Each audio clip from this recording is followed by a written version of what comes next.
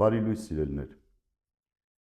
Օրվա ընթացքում, երբ մենք գործում ենք, մեր աշխատանքի վայրում ենք, մեր ընկերների հետ ենք կամ տանը, առօրյա մեր անելիքների մեջ, երբեմն կարող են պատահել դեպքեր, երբ մենք մոռանանք, շագիրդներով, մոռանանք մեր քրիստոնյա լինելը։ Ինչպես է դա տեղի ունենում։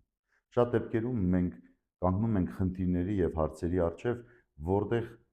որպես քրիստոնյա չենք մոտենում։ Աշխարհային մտածումներով ենք մոտենում, փորձում ենք աշխարհային անելիքների մեջ տեղավորվելով այդ հարցերին լուծում տալ։ Ինչը եւ թերևս սխալ է, որովհետեւ սիրելիներս, մենք բոլորս Աստծո զավակներ ենք։ Եվ եթե մեր գործը ամեն վայրկյանվա մեր անելիքը պիտի նման չլինի Աստծո անելիքներին կամ չլինի Աստծո կամքով, ուրեմն մենք շեղվել ենք ճշմարիտ ճանապարհից։ Տեսեք, ինչ խիստ մոդեցում է ցույց տալիս Պողոս Առաքյալը Եբրայեցիներին ուղված իր նամակի 12-րդ գլխում։ Եվ չլինի, թե որևէ մեկը լինի պոռնիկ եւ պիղծ,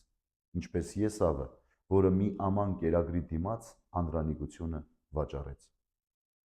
Գիտեք, որ թեև նա հետո ուզեց ժառանգել օրհնությունները, բայց մերժվեց, քանի որ ապաշխարության հնարավորություն չգտավ, հակառակ նրան, որ արտաքսուկներով փնտրեց այն։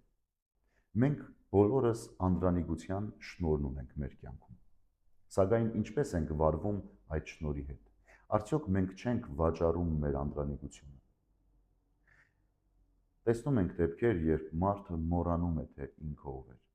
Աստված իրեն մեծագույն շնորհ է տվել Տիրոջը ծառայելու, Տիրոջ փառքը գովերգելու, բայց վաճառվում է ելնելով գրոշներից, ինչ որ մի շահից, ինչ որ մի սեփական ամբիցիայից, հայացքներից, որտեղ իրեն թվում է, որ ինքը այդտեղ շահում ունի մեծ։ Սիրելիներս, մենք քրիստոնյաներս արդեն շահում ունենք։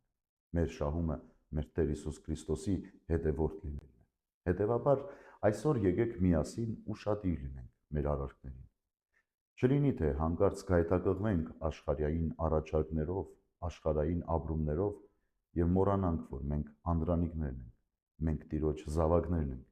եւ մեզ չի սազում, մեզ վայել չէ եւ մենք կկորցնենք այն մեծագույն շնորհը, եթե հանկարծ մտածենք այդ պահին նահանջենք կամ հետ կանգնենք կամ մոռանանք մեր այն մեծ շնորհը, որ Քրիստոսով ունենք եւ դառնանք աշխարհում գործող սովորական մյուս անհավատների եւ Աստծուն մերժողների նման։